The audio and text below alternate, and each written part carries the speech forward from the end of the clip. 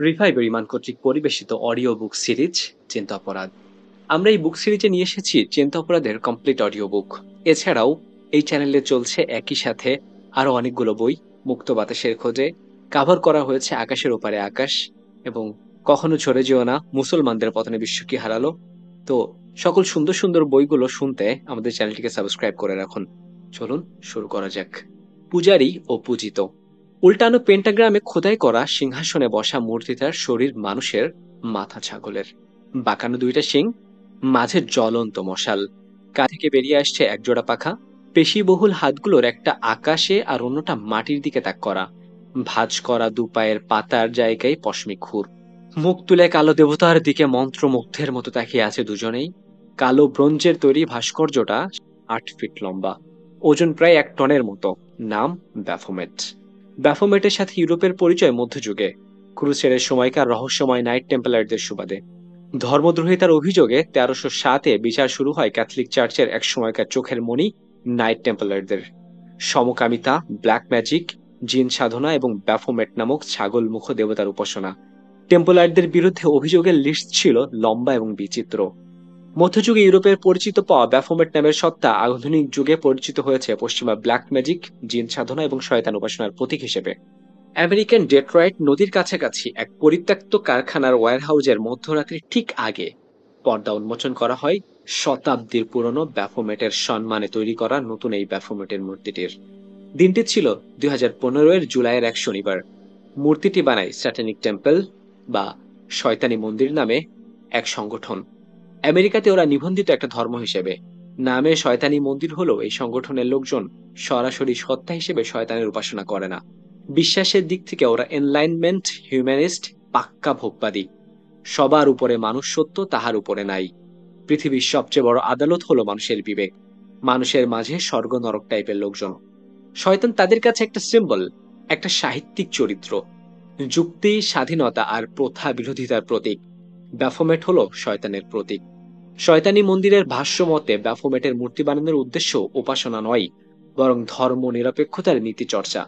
2012 সালে আমেরিকার ওকলাহোমা রাজ্যের ক্যাপিটল বিল্ডিং এর সামনে স্থাপন করা হয় বাইবেলের 10 আজ্ঞা সম্বলিত 10 কমান্ডমেন্টস মনুমেন্ট নামে একটি ভাস্কর্য।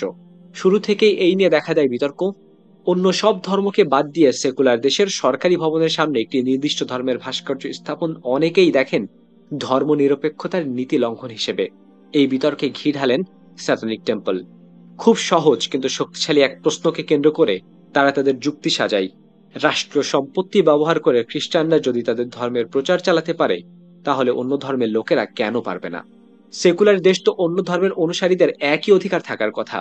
শুধু সংখ্যাগুরু ধর্মের নিরাপত্তা আর অধিকার দেওয়া হলে সেটা তো আর ধর্ম নিরপেক্ষতা বলা যায় না। খ্রিস্টানরা যদি নিজেদের বিশ্বাস অনুযায়ী বাইবেলের 10 আজ্ঞা লেখা ভাস্কর্য বসাতে পারে, তাহলে শয়তান উপাসকদের অধিকার আছে তাদের বিশ্বাস অনুযায়ী ব্যাফোমেটের মূর্তি বসানোর। আর এতে বাধা দেওয়া হলে সেটা হবে বাক স্বাধীনতা, ধর্মীয় স্বাধীনতা এবং আইনের চোখে সমান অধিকারের নীতি লঙ্ঘন। এই যুক্তি অনুযায়ী শয়তানি মন্দিরের সদস্যরা ব্যাফোমেটের মূর্তি নিয়ে হাজির হয় আমেরিকার বিভিন্ন সরকারি ভবনের প্রাঙ্গণে। স্বভাবতই খ্রিস্টানদের দিক থেকে আসে তীব্র প্রতিবাদ। এসব প্রদর্শন অনেকে স্লোগান দিতে শোনা যায়, শয়তানের কোনো অধিকার নেই। প্রথমবার দেখায় ব্যাফোমেটের মূর্তি নিয়ে এই পুরো ঘটনা পাগলাটে আমেরিকানদের আজগুবি কাজ মনে হতে পারে, কিন্তু একটু গভীরভাবে তাকালে বোঝা যায় এই ঘটনা আসলে ধর্ম এবং আধুনিক সেকুলার রাষ্ট্রের সম্পর্কে নিয়ে আমাদের সামনে হাজির করে গভীর কিছু প্রশ্ন। সব ধর্ম এবং বিশ্বাস পরস্পর সামঞ্জস্যপূর্ণ না, বরং অনেকগুলোই একে অপরের সাথে সাংঘর্ষিক। যা এক ধর্মের জন্য ধর্মীয় স্বাধীনতা, সেটা অন্য ধর্মের কাছে ধর্মদ্রোহিতা। যেমনটা ব্যাফোমেটের মূর্তির ঘটনা থেকে স্পষ্ট। এমন ক্ষেত্রে রাষ্ট্রের ভূমিকা কি হবে? রাষ্ট্র কি অধিকাংশের পক্ষ নেবে? তাতে কি সংরক্ষিত হবে ধর্মনিরপেক্ষতার নীতি? রাষ্ট্র কি স্যাটানিক টেম্পলের যুক্তি মেনে নেবে? যদি মেনে নেয়, তাহলে কি ধর্মীয় বিশ্বাসের দৃষ্টিভঙ্গি থেকে এটা বলা যায় না যে রাষ্ট্র ধর্মহীনতার পক্ষে অবস্থান নিয়েছে? শয়তানি করার বিশ্বাসকে রাষ্ট্র নিরাপত্তা দিচ্ছে। এখন কেউ হয়তো বলতে পারেন যে স্যাটানিক টেম্পলারদের দাবি গ্রহণযোগ্য না, কারণ তারা সত্যিকার অর্থে কোনো ধর্ম না। সেই ক্ষেত্রে প্রশ্ন হবে, সত্যিকার অর্থে ধর্মের সংজ্ঞা কি? ধর্মের সংজ্ঞা দেওয়াটা আসলে কিন্তু অতটা সহজ না। এটাও হয়তো বলা যেতে পারে যে ব্যাফোমেট মূর্তির ব্যাপারটা আসলে অত্যন্ত ব্যতিক্রমী একটা ঘটনা, আর ব্যতিক্রম কখনো উদাহরণ হতে পারে না। এ ঘটনা থেকে সব সেকুলার রাষ্ট্র বা সেকুলারিজমের নীতির ব্যাপারে কোনো উপসংহার টানা ঠিক হবে না। কিন্তু এরকম আরো উদাহরণ আছে আমাদের কাছে, আমাদের ঘরেই আছে। ২০৩৫ সালে ভারতের অমৃতসরে কাদিয়ানে জন্ম হয় মির্জা গোলাম মোহাম্মদ কাদিয়ানির। এই লোক প্রথমে দাবি করে সে ইসলামের একজন মুজাদ্দিদ বা সংস্করক, তারপর দাবি করে সে আল মাহাদি, এবং তারপর দাবি করে যে সে প্রতিশ্রুত মসিহ। শেষমেশ দাবি করে বসে তার কাছে ওহী আসে এবং সে আল্লাহর প্রেরিত নবী। তবে সে নতুন করে শরিয়া আনেনি। হারুন আলাইহি ওয়াসাল্লাম যেমন মুসা আলাইহি ওয়াসাল্লামের অনুগামী নবী ছিলেন, তেমন সেও খাতামুন নবিয়্যিন মুহাম্মদুর রাসূলুল্লাহ সাল্লাল্লাহু আলাইহি ওয়াসাল্লামের শরিয়ার অনুগামী নবী। মির্জা গোলামের অনুসারীরা কাদিয়ানী হিসেবে পরিচিত, যদিও তারা নিজেদের আহমদী বলে দাবি করে। শুরু থেকেই সাম্রাজ্যবাদী ব্রিটিশরা নানাভাবে কাদিয়ানীদের সাহায্য এবং পৃষ্ঠপোষকতা করে। মির্জা গোলাম এক অর্থে ছিল ব্রিটিশদের এজেন্ট, এবং তার উত্থানের পেছনে ছিল ব্রিটিশ সাম্রাজ্যবাদীদের সক্রিয় ভূমিকা। পরবর্তীকালে এই লিস্টে যুক্ত হয়েছে আমেরিকাও। আজও কাদিয়ানীদের মূল হেডকোয়ার্টার লন্ডনে। বিস্ময়কর ব্যাপার হলো, রাসূলুল্লাহ সাল্লাল্লাহু আলাইহি ওয়াসাল্লামকে শেষ নবী হিসেবে প্রত্যাখ্যান করা এবং মির্জা গোলামকে নবী মনে করা কাফির কাদিয়ানীরা নিজেদের মুসলিম দাবি করতে চাই। আরও অবাক করা ব্যাপার হচ্ছে, সারা দুনিয়া জুড়ে ইসলামের বিরোধিতা ও ইসলামের অধিকার হরণে ব্যস্ত জায়নিস্ট ক্রুসেডাররা কাদিয়ানীদের মুসলিম হবার অধিকার নিয়ে খুবই উদ্বিগ্ন। কাদিয়ানীদের পক্ষে নিয়মিত লবিং করা হয় ব্রিটেন এবং আমেরিকা থেকে। একেবারে শুরু থেকে কাদিয়ানীদের বিরোধিতা করে আসছেন উপমহাদেশের আলিমগণ। বিভিন্ন সময় বিভিন্ন ব্যানারে কাদিয়ানী বিরোধী আন্দোলনের জন্ম দিয়েছেন বাংলাদেশের আলিমরাও। কিছুদিন আগে 2019-এর ফেব্রুয়ারিতে কাদিয়ানীরা পঞ্চগড়ে জলসা এবং সমাবেশ করার উদ্যোগ নিলে এর তীব্র বিরোধিতা করে বাংলাদেশের আলিমগণ আবারও কাদিয়ানীদের বিরুদ্ধে আন্দোলনের কথা বলেন। দীর্ঘদিন ধরে চলে আসা এই আন্দোলনের মূল দাবি হলো রাষ্ট্রীয়ভাবে কাদিয়ানীদের কাফির ঘোষণা করা, তাদের প্রকাশ্য এবং প্রচারণা নিষিদ্ধ করা, কাদিয়ানীদের জন্য ইসলামী পরিভাষা ব্যবহার নিষিদ্ধ করা। যেমন কাদিয়ানীদের উপাসনা জায়গাকে মসজিদ না বলে উপাসনালয় বলা। 2013-তে প্রকাশিত হেফাজতে ইসলামের 13 দফার 6 নম্বর দাবিটি ছিল কাদিয়ানীদের নিয়ে। দাবিটি ছিল সরকারিভাবে কাদিয়ানীদের অমুসলিম ঘোষণা এবং তাদের প্রচারণা ও ষড়যন্ত্রমূলক সব অপতৎপরতা বন্ধ করা। বাংলাদেশের ধর্মনিরপেক্ষ এবং সুশীলদের তরফ থেকে বিভিন্ন সময়ে আলিমদের এই দাবিগুলো সমালোচনা এবং বিরোধিতা করা হয়েছে।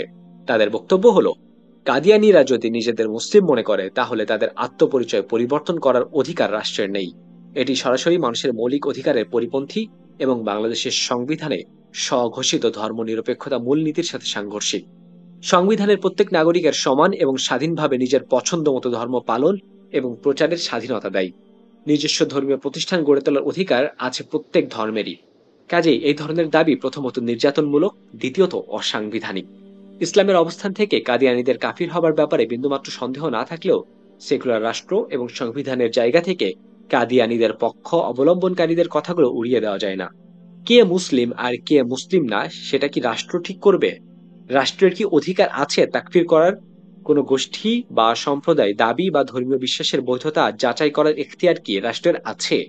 রাষ্ট্র যদি কাদিয়ানীদের কাফির ঘোষণা করার সিদ্ধান্ত নিতে পারে, তাহলে কি সেটা তাত্ত্বিকভাবে হলেও অন্যদের ক্ষেত্রে প্রযোজ্য হবে না? অন্যদিকে ইসলামের দৃষ্টিকোণ থেকে কাদিয়ানীদের মুসলিম হিসেবে মেনে নেওয়া একেবারেই অসম্ভব। কাদিয়ানীদের জন্য যেটা ধর্মীয় স্বাধীনতা, মুসলিমদের জন্য সেটা জঘন্য ধর্মদ্রোহিতা। কাদিয়ানীদের তাদের সাংবিধানিক সংরক্ষিত অধিকার দেবার মাধ্যমে রাষ্ট্র যদি তাদের মুসলিম হিসেবে মেনে নেয়, তাহলে রাষ্ট্র এক্ষেত্রে সরাসরি কোরআন এবং সুন্নাহর বিরুদ্ধে অবস্থান নিয়েছে। এই যুক্তি কিন্তু কেউ দিলেও দিতে পারে। রাষ্ট্র এখানে যার পক্ষই নিক না কেন, সেটা হবে কারো না কারো ধর্মীয় স্বাধীনতায় হস্তক্ষেপ। যতই ধর্ম যার যার উৎসব সবার বলা হোক না কেন, একটা সেকুলার রাষ্ট্র সত্যিকার অর্থে ধর্মীয় স্বাধীনতা থাকতে পারে না। সেকুলারিজম যা দিতে পারে তা হলো সেকুলার সংবিধানের অধীনে সেকুলারিজমের সীমার মধ্যে থেকে কিছু নির্দিষ্ট বিশ্বাস, কথা এবং কাজের স্বাধীনতা। ব্যাফোমেট কিংবা কাদিয়ানীদের নিয়ে ঘটনাগুলো চোখে আঙ্গুল দিয়ে এই সত্যটা আমাদের দেখিয়ে দেয়। পশ্চিমা বিশ্বে ব্যাপকভাবে গৃহীত হবার কারণে ধর্ম এবং রাষ্ট্রকে পৃথক করার নীতি বা ধর্মনিরপেক্ষতাকে আজ বিশ্বব্যাপী মেনে নেওয়া হয়েছে।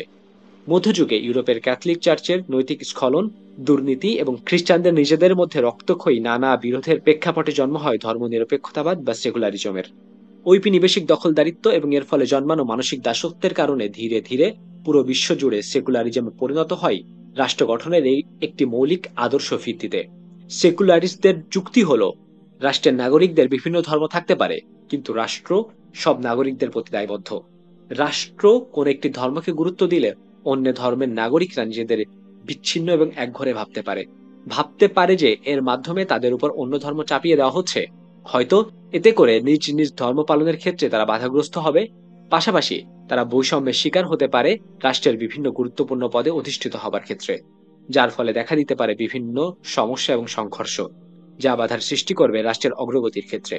ধর্ম এবং রাষ্ট্রকে পৃথক করার নীতির সমর্থকরা মনে করে রাষ্ট্রের জন্য সেকুলারদের অবস্থান নেওয়াটাই সব থেকে ভালো। রাষ্ট্র কোনো ধর্মকে সমর্থন করবে না, আবার কোনো ধর্মকে অস্বীকারও করবে না। রাষ্ট্রের জনগণ নিজেদের ইচ্ছা মতো বিভিন্ন ধর্ম অনুসরণ করবে এবং নিজ নিজ ধর্মের আচার অনুষ্ঠান পালন করবে। রাষ্ট্র হবে ধর্মনিরপেক্ষ। ধর্মনিরপেক্ষ রাষ্ট্র সব ধর্মের প্রতি নিরপেক্ষ অবস্থান নেবে, নিশ্চিত করবে সকলের ধর্মীয় স্বাধীনতা। ব্যাফোমেটের মূর্তির ক্ষেত্রে শয়তানি মন্দির ঠিক এই যুক্তিটি ব্যবহার করেছিল, কিন্তু বাস্তবতা এই দাবিগুলো সমর্থন করে। আমরা এরই মধ্যে সেকুলার রাষ্ট্রের সব ধর্মের স্বাধীনতা নিশ্চিত করার দাবির অসারতা প্রমাণ করে দেখেছি। এখন দেখা যাক সেকুলার রাষ্ট্র ঠিক কি ধরনের স্বাধীনতা ধর্মগুলোকে দেয়। কিশোর কিশোরীদের একসাথে সাঁতার শেখার বাধ্যতামূলক ক্লাসে নিজেদের 12 এবং 14 বছর বয়সী মেয়েদের পাঠাতে অস্বীকৃতি জানালে তুর্কি বংশোদ্ভূত সুইস নাগরিক বাবা মাকে প্রায় 1600 পাউন্ডের মতো জরিমানা করে বসে সুইজারল্যান্ডের এক স্কুল। দাবি করে সাঁতার শেখার ক্লাস স্কুল কারিকুলামের অংশ, তাই সন্তানদের এই ধরনের ক্লাসে না পাঠানোর কোনো এখতিয়ার অভিভাবকদের নেই। জবাবে মামলা করে দেন দুই কিশোরীর বাবা মা। তাদের যুক্তি হলো, পুরুষের উপস্থিতিতে এক সুইমিং পুলে মেয়েদের সাঁতার শেখা ইসলামী শিক্ষা অনুযায়ী বৈধ না। স্কুলে তাদেরকে এই ক্ষেত্রে বাধ্য করতে পারে না, এটা তাদের ধর্মীয় স্বাধীনতার অংশ। মামলা নাকচ করে দেয় সুইচ আদালত। হাল না ছেড়ে তারা যান European Court of Human Rights ECHR এর কাছে। ইউরোপিয়ান কোর্টও রায় দেয় স্কুল কর্তৃপক্ষ এবং সুইচ আদালতের পক্ষে। রায়ে বলা হয় অভিভাবকদের আপত্তি অগ্রহণযোগ্য এবং মুসলিম অভিভাবকরা তাদের কিশোরী মেয়েদের সাথে একই সাঁতারের ক্লাসে পাঠাতে আইনত বাধ্য। ইউরোপিয়ান আদালতের বিচারকরা স্বীকার করে যে অভিভাবকদের এভাবে বাধ্য করার কারণে তাদের ধর্মীয় স্বাধীনতার হস্তক্ষেপ করা হচ্ছে, তবে আদালতের মতে হস্তক্ষেপ হলেও এতে ধর্মীয় স্বাধীনতার লঙ্ঘন হচ্ছে না। তার কিছুদিন আগে 2016-তে একই রকম মামলা জার্মান আদালতে রায়ে বলা হয় মুসলিম কিশোরীরা ছেলেদের সাথে সাঁতারের ক্লাসে অংশগ্রহণ করতে বাধ্য, এই ক্ষেত্রে কোনো ধরনের অব্যাহতি পাবার অধিকার তাদের নেই। 2016-তেই সুইজারল্যান্ডের এক মুসলিম পরিবারকে প্রায় 5000 সুইস ফ্রাঙ্ক জরিমানা করা হয়, কারণ তাদের 14-15 বছর বয়সী দুই ছেলে স্কুলের মহিলা শিক্ষকের সাথে হাত মেলাতে রাজি হননি। একই ধারাবাহিকতায় মিউনিসিপ্যাল কমিটির সাক্ষাৎকারে বিপরীত লিঙ্গের কারোর সাথে হাত না মেলানোর কারণে 2018-তে এক মুসলিম দম্পতির নাগরিকত্ব আবেদন বাতিল করা হয়। ইউরোপের 7টি দেশ সহ পৃথিবীর মোট 13টি দেশে নিকাব এবং বোরকা নিষিদ্ধ। এছাড়া মিশর, আলজেরিয়া, মরক্কো সহ মুসলিম বিশ্বের বিভিন্ন দেশে নিকাব কিংবা বোরকা পরার কারণে নানা সময়ে মুসলিম নারীদের মুখোমুখি হতে হয়েছে বৈষম্যমূলক আচরণের। প্রায় প্রতিটি ক্ষেত্রে নিষেধাজ্ঞা বা বৈষম্যকে বৈধতা দেওয়া হয়েছে কোনো না কোনোভাবে সেকুলারিজমের দোহাই দিয়েই। 2011-তে ইউরোপের প্রথম দেশ হিসেবে নিকাবের অবৈধতা ঘোষণা করে ফ্রান্স। তৎকালীন প্রেসিডেন্ট নিকোলাস সার্কোজি ঘোষণা করে পর্দা নারীর দাসত্ব এবং শোষণের চিহ্ন, এবং সেকুলার ফ্রান্সে এর কোনো জায়গা নেই। কোনো মহিলা জনসম্মুখে নিকাব পরে বের হলে তাকে 150 ইউরো ফাইন করা হবে। অভিভাবক বা স্বামী যদি কোনো নারীকে নিকাব করতে বাধ্য করে তবে তাকে জরিমানা করা হবে 30,000 ইউরো। 2014 সালে একজন ফ্রেঞ্চ মুসলিম নারী এই নিষেধাজ্ঞার বিরুদ্ধে মামলা করেন ইউরোপিয়ান কোর্ট অফ হিউম্যান রাইটসে। সে একই যুক্তিতে একই আইনের কারণে তার ধর্মীয় অধিকার লঙ্ঘিত হচ্ছে। কোর্টের রায়ে নিষেধাজ্ঞা বহাল রাখা হয়। একই রকম রায় দেওয়া হয় বেলজিয়ামের নিকাবের নিষেধাজ্ঞার বিরুদ্ধে করা আরেক মামলায়, এবং 2017-তে বেলজিয়াম কোর্টের দেওয়া রায় বহাল রাখে ইউরোপিয়ান কোর্ট। সেকুলার কোর্টের সিদ্ধান্ত জানিয়ে দেওয়া হয় যে নিকাব নিষিদ্ধ করার কারণে ইসলামের বিধান লঙ্ঘন হচ্ছে না। যেসব দেশে এখনো নিকাব নিষিদ্ধ করা হয়নি, যেমন ব্রিটেন, সেগুলোতেও জোর বিতর্ক চলছে নিকাব নিষিদ্ধ করার ক্ষেত্রে নতুন আইন বানানোর ব্যাপারে। এসবের পাশাপাশি তালাক কিংবা মসজিদ নিয়েও ফতোয়া দিচ্ছে সেকুলার আদালত। 2017-এর এক রায়ে ভারতীয় সুপ্রিম কোর্ট ঘোষণা করে 3 তালাক অসাংবিধানিক এবং অন-ইসলামিক। 2018-তে ভারতীয় সুপ্রিম কোর্ট 1995 সালে বাবরি মসজিদ বিষয়ক একটি মামলার রায় বহাল রাখে, যেখানে বলা হয়েছে মসজিদ ইসলাম ধর্মের অপরিহার্য অংশ নয়, মুসলিমরা যে কোনো জায়গায় নামাজ পড়তে পারে। লক্ষ্য করুন, প্রতিটি ক্ষেত্রে মুসলিমরা কোনো আইন ভঙ্গ করেনি, তারা কেবল নিজেদের ধর্মের বিধান মানার চেষ্টা করেছে। সেকুলার ইউরোপ, ধর্মীয় স্বাধীনতার প্রতিশ্রুতি দেওয়া ইউরোপ স্বপ্রণোদিত হয়ে আলাদাভাবে নতুন আইন তৈরি করে কিংবা ফাইন করে মুসলিমদের বাধা দিয়েছে তাদের ধর্ম পালনে। ভারতের ক্ষেত্রে কোনটা ইসলামের অংশ আর কোনটা ইসলামের অংশ না তা নিয়ে ফতোয়াবাজি শুরু করেছে সুপ্রিম কোর্ট নিজেই। এই হলো সেকুলারিজমের দেওয়া ধর্মীয় স্বাধীনতার বাস্তবতা। সেকুলারিজম এমন ধর্মীয় স্বাধীনতার কথা বলে যেখানে একসাথে অর্ধ উলঙ্গ হয়ে কিশোর কিশোরীদের সাঁতার শেখা, পরপুরুষ কিংবা পরনারীর হাত ধরা ইসলামী শিক্ষা এবং বিধানের লঙ্ঘন কিনা সেটা ঠিক করে দেয় সেকুলার সংসদ কিংবা আদালত। ৩ তালাক কিংবা মসজিদ ইসলামের অংশ কিনা সেটাও সেকুলার আদালত ঠিক করে দেয়। যে নারী নিকাব করতে চায় সরকার তাকে বাধ্য করে নিকাব খুলতে শোষণের হাত থেকে বাঁচানোর জন্য। অর্থাৎ ধর্ম কি বলছে সেকুলার রাষ্ট্রের কাছে সেটা মূল্যহীন। এমনকি যে বিষয়ে ধর্মের আওতাভুক্ত বলে সেকুলারিজম স্বীকার করে নেয় সেই ক্ষেত্রেও ধর্মের কতটুকু পালনযোগ্য আর কতটুকু না সেকুলার সংসদ তার আদালত সেটা ঠিক করবে সেকুলার সংবিধান অনুযায়ী। ধর্মের সীমানা ঠিক করে দেবে সরকার। ধর্মীয় স্বাধীনতার কথা বললেও সেকুলারিজম আসলে ধর্মকে নিজের অধীনস্থ করে। রাষ্ট্র এবং ধর্মের পৃথকীকরণ ধর্মীয় স্বাধীনতা এবং অধিকারের নিশ্চয়তা দিতে পারে না। প্রত্যেক সেকুলার রাষ্ট্র, প্রত্যেকটি ধর্ম, সেকুলার সংবিধান, সরকার এবং সরকারের অধীনস্থ।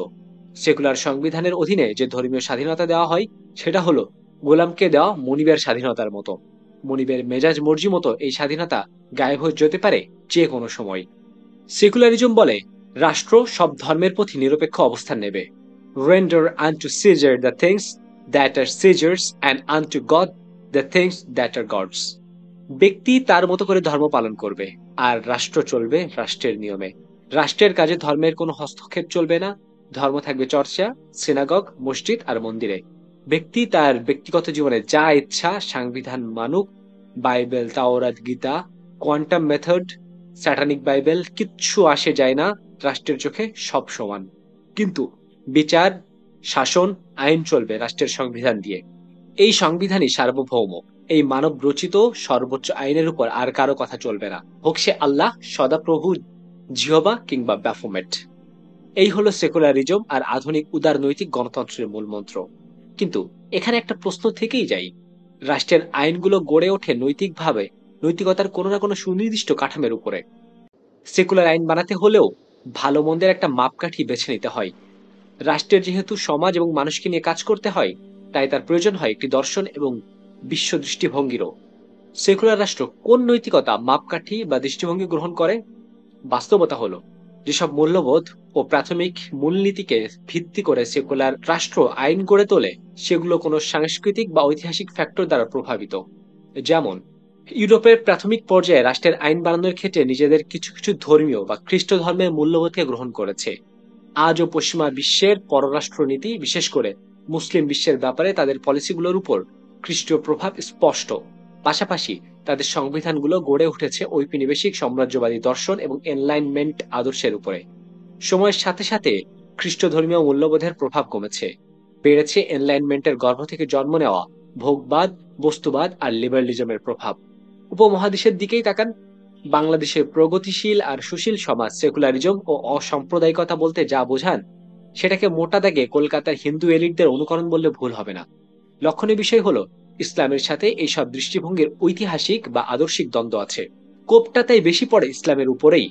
স্বাধীনতার বুলিয়া ওড়ে ইসলামের সমালোচনা করলেও বিভিন্ন অজুহাতে মুসলিমদের তাদের ধর্মীয় বিধান পালনে বাধা দেয় ইউরোপীয় দেশগুলো। সেকুলারিজমের কথা বলে ভারতীয় আদালত তালাক আর মসজিদ নাকি অ-ইসলামী তা ফতোয়া দেয়। ইসলামকে আক্রমণ করাকে আরব এবং পাকিস্তানের সেকুলারিস্টরা মনে করেন নিজেদের পবিত্র দায়িত্ব। এই কারণে ঢাকা বিশ্ববিদ্যালয়ের ছেলেমেয়েরা ফোন ধরে হ্যালো না বলে ছালাম দিলেই, বাই না বলে আল্লাহ হাফেজ বললে, ছেলেদের গোড়ালি আর মেয়েদের মাথার উপরে কাপড় থাকলে রীতিমতো গবেষণা করে সেটাকে ইসলামী উগ্রবাদে নাম দেওয়া হয়, ফলাও করে প্রচার করা হয় জাতীয় পত্রিকায়। সেকুলার রাষ্ট্র ধর্মগুলো তার নিজস্ব সেকুলার মূল্যবোধ চাপিয়ে দেয়। সব ধর্মের অধিকার সংরক্ষণের বদলে সেকুলারিজম সব ধর্মকে নিজেদের নিয়ন্ত্রণে নিয়ে আসে। ধর্মের কোনো বিধানের সাথে সেকুলার আইন সাংঘর্ষিক হলে প্রতিটি ক্ষেত্রে সেকুলার আইন ধর্মকে বাধ্য করে সেই আইন মেনে নিতে। সেকুলারিজমের নিজস্ব হালাল হারাম কনসেপ্ট আছে, সে আপনার উপর সেটা চাপিয়ে দেয়। নিজের ধর্মের বিধান আপনি ভাঙতে পারবেন, কিন্তু সেকুলার বিধান ভাঙা যাবে না, মানতেই হবে। আপনি মুসলিম, হিন্দু, খ্রিস্টান যাই হন না কেন। তার বেশ অনেকগুলো উদাহরণ আমরা এর মধ্যেই এনেছি। আদতে এটা ধর্মনিরপেক্ষতা না, বরং স্বতন্ত্র ধর্মের মতো, যেই ধর্মের নাম হলো ধর্মনিরপেক্ষতাবাদ। যেই ধর্মের পবিত্র গ্রন্থ হলো সংবিধান। ব্যাবিলনের নমরুদ আর মিশরের ফেরাউনের মতো যেই ধর্মের দেবতা হলো সেকুলার শাসক এবং সাংসদ। সেকুলার রাষ্ট্র কার্যত বাকি সব ধর্মকে এই নতুন ধর্মের এবং এর পবিত্র গ্রন্থের অধীনস্থ করে। আর এই কারণেই সেকুলার ধর্ম অনুযায়ী রাষ্ট্র ধর্মের উপর হস্তক্ষেপ করতে পারে, ধর্মের বিধান বদলে দিতে পারে, ধর্মকে নতুন করে ব্যাখ্যা করতে পারে, এমনকি আদালত এটাও ঘোষণা করতে পারে যে মসজিদ ইসলামের অংশ না, কিন্তু একজন মুসলিম তার ধর্মীয় বিশ্বাসের ভিত্তিতে সংবিধানের বিরোধিতা করতে পারে না। সেটা অপরাধ। আল্লাহর আইন উপেক্ষা করা যায়, কিন্তু আদালতের রায়ের ব্যতিক্রম করা যায় না। রাষ্ট্র এবং ধর্মকে পৃথক করার ব্যাপারে মুসলিমদের অবস্থান কি হবে? কার আইন প্রাধান্য পাবে? কার বিধান মেনে চলা হবে? কার কর্তৃত্বের কাছে আমরা বশ্যতা স্বীকার করব? সর্বোচ্চ কর্তৃপক্ষ কে? আইন প্রণেতা কে? বিধানদাতা কে? এই ব্যাপারে সেকুলার দর্শনের অবস্থান পরিষ্কার। অন্যদিকে এই ব্যাপারে কোরআনের অবস্থানও পরিষ্কার, স্পষ্ট। আর এই স্পষ্ট বিষয়টির ব্যাপারে যারা বিভ্রান্তিতে পড়ে গেছেন, তাদের জন্য বিষয়টি শাইখুল ইসলাম ইবনে তাইমিয়া রহিমাহুল্লাহ স্পষ্ট করে গেছেন তাতারদের বিরুদ্ধে দেয়া তার ঐতিহাসিক ফতোয়ায়। তিনি বলেছিলেন, ইসলামের একটি মৌলিক বিশ্বাস হলো কোরআন শতভাগ আল্লাহর কালাম এবং সুন্নাহ হলো রাসূলুল্লাহ সাল্লাল্লাহু আলাইহি ওয়াসাল্লামের প্রতি আল্লাহর দিক নির্দেশনার ফল। ইসলাম রাষ্ট্র থেকে আলাদা হতে পারে না, কারণ মুসলিমদের জীবনের প্রতিটি বিষয়ের মতো রাষ্ট্র পরিচালনার বিষয়টি ইসলাম নিয়ন্ত্রণ করে। ইসলামের ব্যক্তিগত, সামাজিক আর রাজনৈতিক আলাদা কিছুই না, প্রতিটি ক্ষেত্রেই নিয়ন্ত্রণ করে শরিয়াহ। এই ইউরোপীয় শ্রেণীবিভাগ ইউরোপিয়ানদের জন্য, মুসলিমদের জন্য না। মুসলিমদের কাছে ধর্ম নিছক কিছু বিশ্বাস ও আচার আচরণের সমষ্টি না। মুসলিমদের জন্য ইসলাম হলো এমন এক জীবন আচরণ, এমন এক জীবন ব্যবস্থা, বিশ্বাসের পাশাপাশি মূল্যবোধ, আচরণ এবং জীবনযাপনের সকল দিক যার অন্তর্ভুক্ত। ইউরোপের অন্ধকার যুগ ছিল মুসলিম সভ্যতার স্বর্ণযুগ। ইউরোপের দুরবস্থার পেছনে ছিল চার্চের সক্রিয় ভূমিকা। অন্যদিকে মুসলিমদের পতনের কারণ ছিল ইসলামের মূল আদর্শ থেকে বিচ্যুত হওয়া এবং বহিঃশত্রুর আক্রমণ। রোমান ক্যাথলিক চার্চকে আত্মার পরিত্রাণের একমাত্র বাহন বলে বিশ্বাস করা ক্যাথলিজমের মৌলিক বিশ্বাসের একটি। ইসলামে পুরোহিততন্ত্রের কোনো ধারণাই নেই। শাসন ব্যবস্থা ও রাষ্ট্রের ব্যাপারে সুনির্দিষ্ট কোনো ব্যবস্থা বা দিক নির্দেশনা খ্রিস্ট ধর্মে দেয় না। কিন্তু ব্যক্তিগত জীবনের পাশাপাশি রাষ্ট্র ব্যবস্থা, বিচার ব্যবস্থা, সামাজিক, রাজনীতি সবকিছুর ব্যাপারে ইসলামের আছে সুনির্দিষ্ট নির্দেশনা এবং হুকুম। ইসলামের আছে 1000-এর বেশি সময় ধরে গৌরব উজ্জ্বল ইসলামী রাষ্ট্রের ইতিহাস। গণতন্ত্র বা সেকুলারিজম ছাড়াই 1000 বছরের বেশি সময় ধরে পৃথিবী শাসন করেছে মুসলিমরা। ইউরোপের অন্ধকার যুগের প্রেক্ষাপটে জন্ম নেওয়া সেকুলারিজম মুসলিমদের কাছে গ্রহণযোগ্য না। সেকুলারিজমকে প্রত্যাখ্যান করতে মুসলিমরা বাধ্য, কারণ সেকুলারিজম আল্লাহর আইনকে অকার্যকর করে, বাতিল সাব্যস্ত করে। এখানে যে বিষয়টি স্মরণ করিয়ে দেওয়া গুরুত্বপূর্ণ তা হলো, ইসলামী রাষ্ট্রে শরিয়াহ নির্দিষ্ট শর্ত অনুযায়ী কিছু কাফির তাদের নিজ নিজ ধর্ম পালন করতে পারে। এছাড়া ইসলামী রাষ্ট্রের নিয়ম মেনে বসবাস করা কাফিরদের নিরাপত্তা দেওয়া ও শরিয়া তাদের যে অধিকার দেয় সেটা সংরক্ষণ করার দায়িত্ব রাষ্ট্রের। পশ্চিমা ধর্ম নিরপেক্ষরা এই ক্ষেত্রে বলবে, ইসলামী আইন সবাইকে সমান অধিকার দেয় না। যেমন ধরুন, একজন কাফির কখনো ইসলামী রাষ্ট্রের প্রধান হতে পারবে না। বেশ, কিন্তু এক্ষেত্রে ধর্মনিরপেক্ষতার অবস্থান তো একই। কোনো মুসলিমও তো সেকুলার রাষ্ট্রের প্রধান হতে পারবে না, কারণ রাষ্ট্রপতি হওয়ার জন্য একজন মুসলিমকে তার বিশ্বাসের অনেক কিছু বর্জন করতে হয় এবং সেকুলারিজম নামে এই ধর্ম এবং ধর্মের পবিত্র গ্রন্থ সংবিধানকে স্থান দিতে হয় ইসলাম, কোরআন ও সুন্নাহর উপর।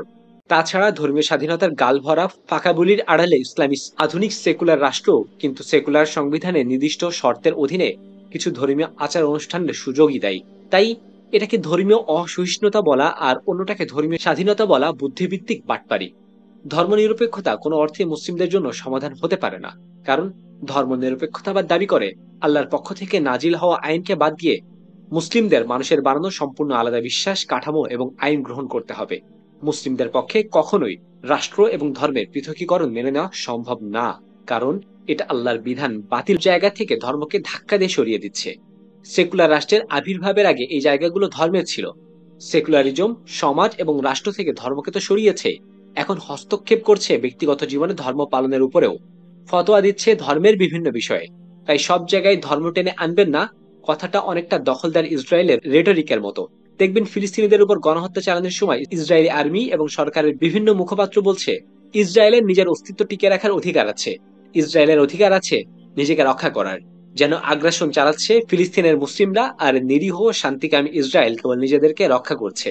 অথচ বাস্তবতা হলো ইউরোপ থেকে আসা ইহুদি ইসরায়েলের নামে ফিলিস্তিনের মাটি ছিনিয়ে নিচ্ছে, দখল করে রেখেছে মুসলিমদের পবিত্র স্থান মসজিদ আল আকসা এবং মুসলিমদের উপর গণহত্যা চালিয়ে আসছে 7 দশকের বেশি সময় ধরে।